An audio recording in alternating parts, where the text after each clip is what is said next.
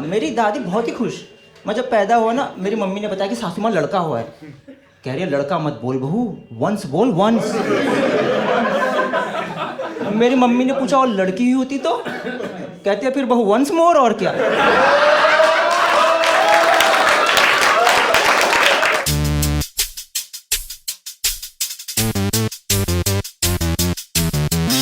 मैं ना रिसेंटली एक केमिस्ट की दुकान पर गया था और मैंने वहाँ नोटिस किया कि जो ये कॉन्डोम बनाने वाली कंपनीज है, इन्होंने ज़्यादा फ्लेवर नहीं बना दिए।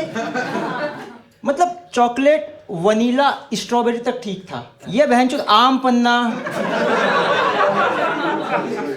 अचारी मस्ती, बादाम,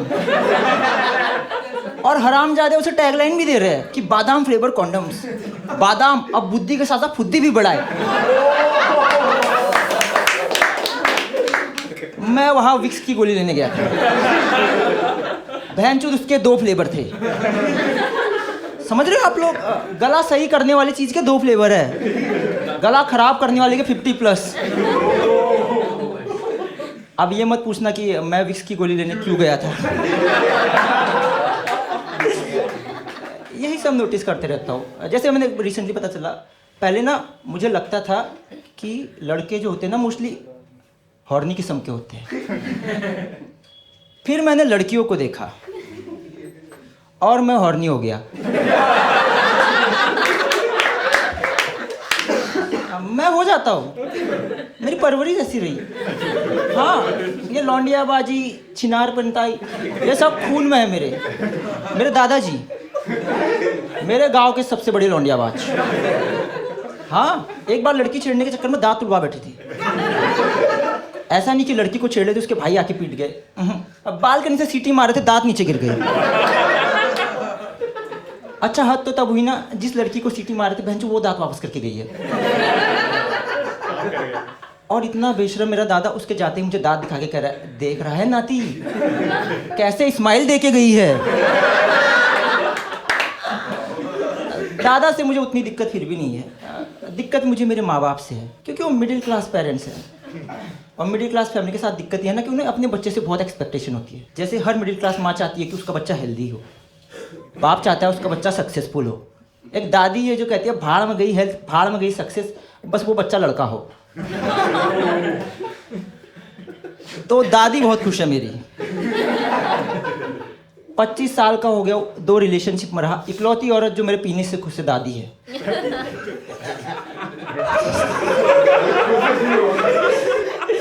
हाँ, मेरी दादी बहुत ही खुश। मैं जब पैदा हुआ ना, मेरी मम्मी ने बताया कि सासू माँ लड़का हुआ है। कह रही है लड़का मत बोल बहू, वंस बोल वंस। मेरी मम्मी ने पूछा और लड़की ही होती तो? कहती है फिर बहू वंस मोर, और क्या।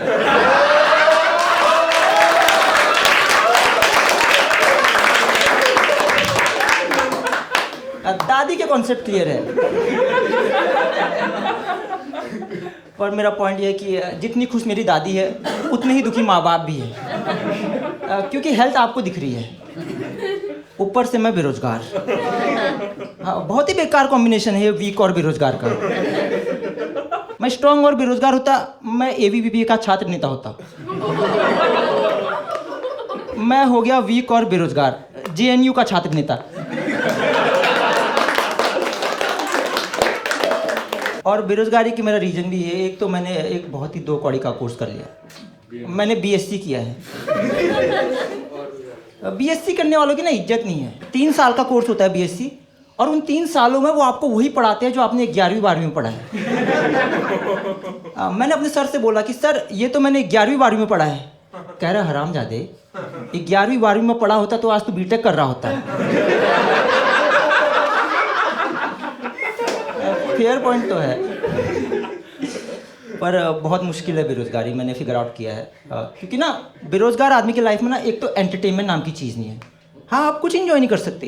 एक दिन मैं मैच देख रहा था, कोहली बढ़िया खेल रहा था। मैंने अपने पापा को बुला लिया। मैंने कहा पापा आ जाओ, कोहली का फॉर्म आ गया है।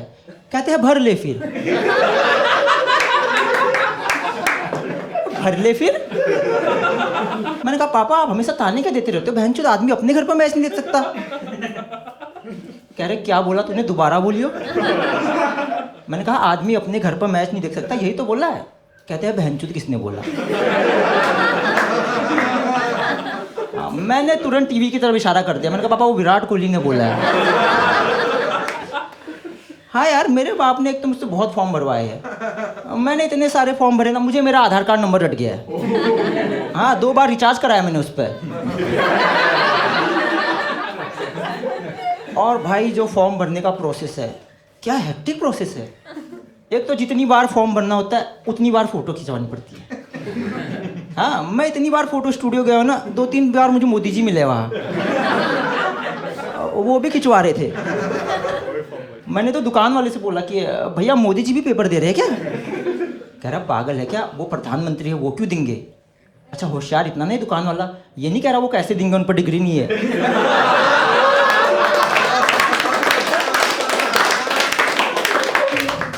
मैंने तो दोस्ती कर ली भाई उससे, इसलिए नहीं कि होशियार है, मोटिवेट बहुत करता है। जैसे घर वाले मुझे नल्ला, निकम्मा, नालायक पता नहीं क्या क्या कहते हैं, बस वही है जो मुझसे कहते हैं कि भैया चिनअप।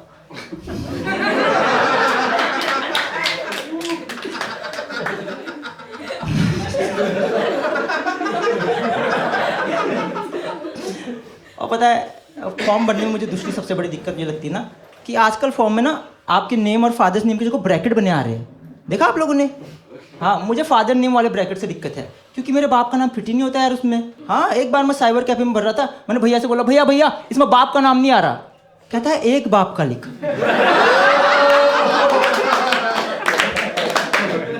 और उसने ये इतने कॉन्फिडेंटली कहा है ना, मेरे को डाउट हो गया कि बहनचोद कोई 2 बाप का लिख रहा है। और फॉर्म के साथ पता है सबसे मेजर दिक्कत ये है कि जो फॉर्म बना रहा है ना उसको कोई आइडिया नहीं है भर कौन रहा है। हाँ वो ऐसे फालतू सवाल पूछ रहा है, परमानेंट एड्रेस, टेम्पररी एड्रेस और एनी अदर एड्रेस। मैंने कहा हरामजादे, 3 जगह रहने की मेरी औकात होती है, मैं बहनचोद बैंक पीओ का पेपर दे रहा होता। हाँ यार बहुत फॉर्म भरे मैंने ग्रुप डी का फॉर्म भरा है। किसको पता है ग्रुप डी क्या होता है? मैं बताता हूँ आपको, पियोन बनते हैं उससे। पियोन का जॉब डिस्क्रिप्शन देता हूँ मैं। वो एक आदमी से फाइल लेता है, दूसरे आदमी को फाइल देता है। बहनचोद एक आदमी ब्लूटूथ की नौकरी कर रहा है।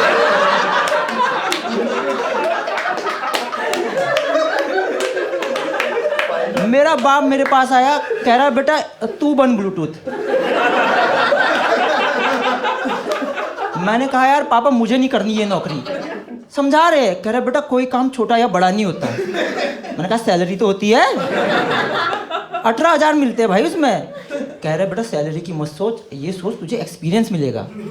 बहनचोद क्या करूँ मैं इस एक्सपीरियंस का यार? कौन सी कंपनी है कि शुभम तुमको पाइथन आता है? नहीं सर मुझे टन टन आता है। मेरे बाप ने मुझसे जबरदस्ती ग्रुप डी का पेपर दिलवाया। अब मैं ग्रुप डी के पेपर की आपको खास बात बताता हूँ कि ना ये जो IIT, IAS, कैट ये कोई कॉम्पिटिटिव एग्जाम नहीं है। आप ग्रुप डी देके देखो, वहाँ आपका कंपटीशन सीधे सरकार से है। हाँ वो सीरियस नहीं ले रहे भाई उसको। मैं पहली बार पेपर देने गया, मेरे एग्जाम सेंटर में 500 बच्चे थे, पेपर 150। मेरा इन्विजिलेटर फटी में घूम रहा है कि बहनचोद पेपर कैसे होगा। इतने में मेरे क्लास के सभी बच्चे खड़े हो गए, कह रहे सर आप चिंता मत करो, हम पेपर घर से लेके आए हैं। ये है ग्रुप डी। आप ना ग्रुप डी का स्टेशनरी वाले से ना ग्रुप डी के प्रीवियस ईयर का पेपर मांगना, वो हंसता है, कहता है दल्ले सब इस ईयर का ले जा रहे, तुझे प्रीवियस का क्यों चाहिए?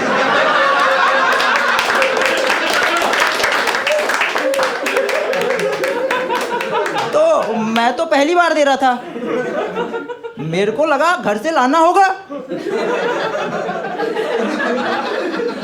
और क्योंकि एडमिट कार्ड में भी नहीं लिखा होता कि पेपर लेके नहीं आ सकते, उन तक वो कॉन्सेप्ट नहीं पहुंचा। अब देखो मैं पूरा पेपर बिना पेपर के दिया हूँ। पहला आदमी जो एग्जाम सेंटर में पूछ रहा है कि भाई क्वेश्चन नंबर 1 बताना, कह रहा भाई आंसर होता है। मैंने कहा क्वेश्चन बता तू मेरे को। तो पेपर तो मेरा खराब गया ही। अब दिक्कत ये है ना घर वालों को लग रहा है कि इस चूतिए का ग्रुप डी नहीं निकला। भाई जो बेइज्जती हुई है, मेरे मोहल्ले के बच्चे मेरे घर की घंटी बजा के साले वही खड़े रहते थे।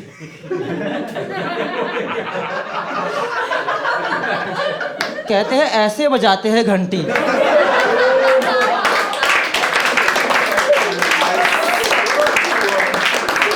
मैं तो भाई मेरी जो बेइज्जती, मेरे घर वालों ने मुझे शादी वगैरह में लेना छोड़ दिया। मेरे कजन की शादी थी, कह रहे तू नहीं जाएगा, तू नाक कटाता है। मैंने कहा क्या हो गया वहाँ, मैंने ऐसा क्या कर दिया? कह रहे वहाँ तू गिरे हुए नोट उठाता है। मैंने उनको समझाया पापा पासिव इनकम है। कह रहे एक्टिव कौन सी है? मैंने कहा वो दूल्हे के गले में आपको नोट की माला दिख रही है? कहते हैं नहीं। मैंने कहा क्योंकि मेरे जेब में है। शादी तक तो फिर भी सही था। मेरे घर वाले मुझे मेरे घर के मंदिर में अलाउड नहीं करते। ऐसा नहीं है कि मुझे पीरियड्स वगैरह आते हैं, वो अलाउड नहीं करते क्योंकि एक बार मैंने मंदिर से कुछ पैसे चुरा दिए थे। देखो करना पड़ता है सर्वाइवल के लिए। और मंदिर से चुराए पैसों के बारे में मैं आपको बता दूं, किसी को मजबूरी हो करना पड़े ये सब ना, जब भी मिले उन्हें सुखा लेना। हाँ, मेरे मंदिर के नोट पर तेल लगे हुए थे, पापा को मिल गए। और तेल भी इतना, ऐसा नहीं कि थोड़ा बहुत एक दो बूंद, सने हुए थे वो। उनमें इतना तेल था ना, मेरे गांधी जी के 4 बाल आए हुए थे।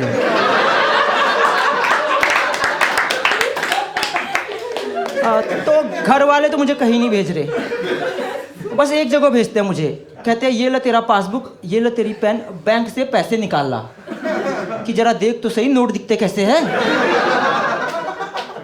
और मैं आप लोगों को बताऊं ना, कभी भी बैंक जाना ना, पेन लेके मत जाना। मैं गया था, मैं अपना फॉर्म भर रहा था, इतने एक बूढ़ी दादी आ गई, कह रही बेटा मेरा भी भरते। अब देखो मैं हूँ बेरोजगार आदमी, मैं अच्छे कर्म में बिलीव करता हूँ। मैंने कहा हे भगवान आप बस जॉब दिला देना। मैंने दादी का फॉर्म भरा, फिर दूसरी दादी आ गई, मैंने कहा हे भगवान आप बस जॉब दिला देना। फिर तीसरी दादी आ गई, भैंचो मैं कंफ्यूज हो गया। मैंने कहा भगवान ये चित्रगुप्त की जॉब दिला दी क्या मेरे को? हाँ यार 50 से ज्यादा दादियों की लाइन लगी थी, ऐसा लग रहा था स्वर्ग के गेट पे बैठ के पर्चियां काट रहा हूं मैं। 30 के बाद तो मैं बोल के आया हूँ कि दादी लंच ब्रेक के बाद आना।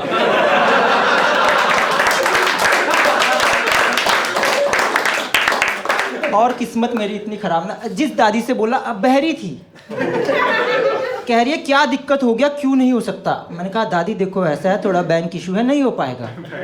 कह रही है क्या है? मैंने कहा बैंक इशू है। कहती है बहन की चूत होगी तेरी।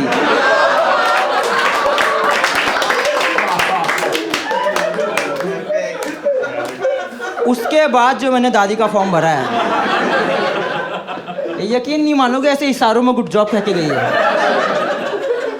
मैंने कहा थैंक यू दादी। कहती लौड़े सिग्नेचर है।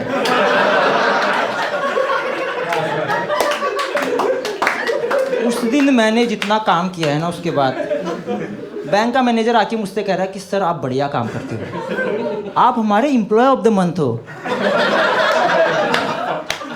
तो मैं एम्प्लॉय ऑफ द मंथ? मैंने कहा साले में काम नहीं करता हो यार। वो कह रहा हम कौन सा करते हैं। मैंने कहा सर आप ये बताओ आपकी नौकरी कैसे मिलेगी? कह रहा उसके लिए 3 जगह रहने की औकात होनी चाहिए।